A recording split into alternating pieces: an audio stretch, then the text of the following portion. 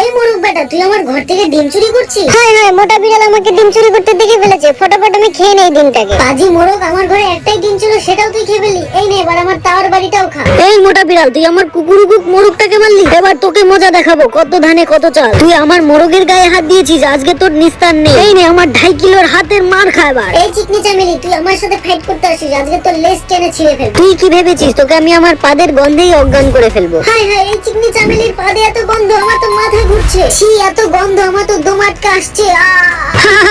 আমার পাদে কেউ বাঁচতে পারে না, তুই তো কাঁচা খিলাড়ি রে বন্ধু।